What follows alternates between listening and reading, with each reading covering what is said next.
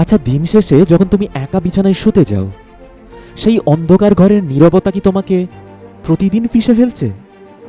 নিটের result আউটের পর বা সরকারি চাকরির পরীক্ষার মেরিট লিস্টে তোমার নাম নেই, তখন কি মনে হচ্ছে চারিদিকের আকাশটা তোমার মাথায় ভেঙে পড়েছে?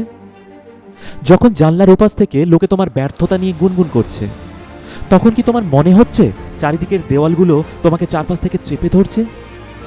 বাবার ঘামে ভেজা টাকাগুলো ফুরিয়ে ফেলে আজ যখন শূন্য হাতে অন্ধকার ঘরের ওই কোণে বসে আছো, তখন কি নিজেকে খুব অপদার্থ মনে হচ্ছে? সমাজের এই ব্যর্থ তাকমা কি তোমার আত্মবিশ্বাসকে প্রতিদিন তিল তিল করে ভেঙে দিচ্ছে? এর উত্তর যদি হ্যাঁ হয়, তবে স্থির হয়ে বসো, কারণ সাফল্য সবার জন্যই আনন্দের। ইতিহাস আসলে তাদেরই কুর্নিশ জানায় যারা চরম অভাব এবং বারবার ব্যর্থতার পাহাড় ডিঙিয়ে নিজের বাবা মায়ের মুখে হাসি ফোটানোর জেদ ধরে রাখে। কল্পনা করো, এক হাড় কাঁপা শীতের রাত। গোয়ালিয়রের ফুটপথে ঘরহীন মানুষের সাথে শুয়ে আছে এক কিশোর। গায়ে দেওয়ার মতো চাদর নেই, প্রচণ্ড শীতে শরীরটা কুঁকড়ে যাচ্ছে আর থরথর করে কাঁপছে। খিদের জ্বালায় শরীরটা যেন নিস্তেজ হয়ে আসছে, নড়ার মতো শক্তিটুকুও নেই। ওদিকে গ্রামে তার পরিবারের অবস্থা তখন আরও শোচনীয়। দুর্নীতির বিরুদ্ধে আপোষ না করায় তার বাবা সরকারি চাকরি থেকে সাসপেন্ড হয়েছেন। বাড়িতে দুবেলা খাবার জোটাতে হিমশিম খাচ্ছে পুরো পরিবার। সেই কিশোরের দিনের বেলা কাটে এক আটা চাকিতে গম পিষে। সারা শরীর সাদা ধুলোয় ঢাকা, লোকে তাকে দেখে অবজ্ঞা করে পথ চলে যায়। পেটের দায়ে তাকে বড়লোকদের পোষা কুকুর নিয়ে পার্কে ঘুরতে বেরোতে হয়। চিনতে পারছো? হ্যাঁ, ঠিক ধরেছ, যার জীবনের এই আদম্য জেদ তোমরা 12th ফেল মুভির মাধ্যমে জেনেছিলে। আমি কথা বলছি সেই রক্ত মাংসের মানুষটির কথা, মনোজ কুমার শর্মা স্যার, আইপিএস। কিন্তু মনে রেখো, সিনেমার ওই 3 ঘন্টার গল্পের আড়ালে ঢাকা পড়ে আছে বাস্তবের সেই হাড় কাঁপানো ত্যাগের দিনগুলো। 12 ক্লাসে ফেল করা থেকে শুরু করে দিল্লির লাইব্রেরিতে ঝাড়ু দেওয়া, সেই লড়াকু কিশোরের দীর্ঘ সফরে যখনই সে ক্লান্ত হয়ে পড়ত, শক্তির রসদ খুঁজত আমাদের দেশের অন্যতম শ্রেষ্ঠ জননেতা ভারতরত্ন শ্রদ্ধেয় অটল বিহারী বাজপেয়ীর অমর কবিতার মধ্যে। সেই কঠিন দিনগুলোতেও যখন বুক ভরা যন্ত্রণা নিয়ে রাতে পড়াশোনা করত, তখন ওনার সেই কালজয়ী পংক্তিগুলোই ছিল তার সবচাইতে বড় আশ্রয়।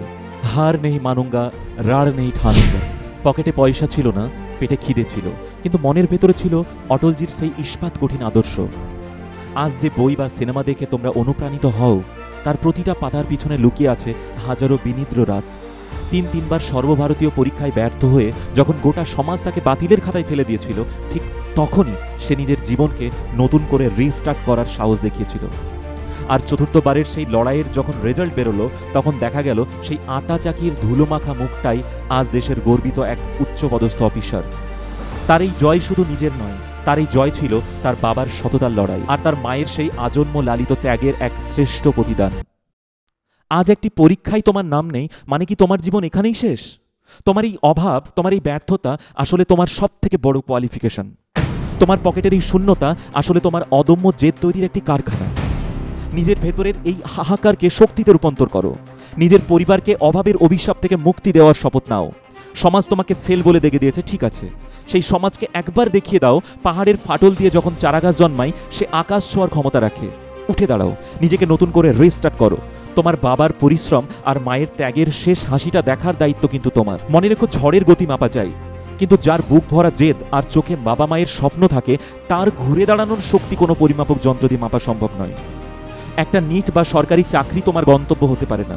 এগুলো তোমার মধ্যে আসল যোদ্ধাকে চিনে নেওয়ার একটা মাধ্যম মাত্র। ব্যর্থতাকে বিদায় জানাও। আজ এই মুহূর্ত থেকেই নিজের জীবনকে নতুন করে রিস্টার্ট করো, কারণ ভারতবর্ষ তোমার মতো হার না মানা যোদ্ধাদের ফিরে আসার অপেক্ষায় আছে। আপনারা যারা অভিভাবক অভিভাবিকা এই ভিডিও দেখছেন বা শুনছেন, আপনাদের কাছে আমার বিনীত আবেদন, এই বার্তাটি সেই সমস্ত পরীক্ষার্থী বা স্টুডেন্টদের কাছে পৌঁছে দিন যারা আজ হয়তো ভেঙে পড়েছে। আপনাদের একটি শেয়ার হয়তো সেই লড়াকু সন্তানটিকে দ্বিতীয়বার ঘুরে দাঁড়ানোর সাহস যোগাবে, তাকে নতুন করে স্বপ্ন দেখতে শেখাবে। ভালো থাকবেন, ধন্যবাদ।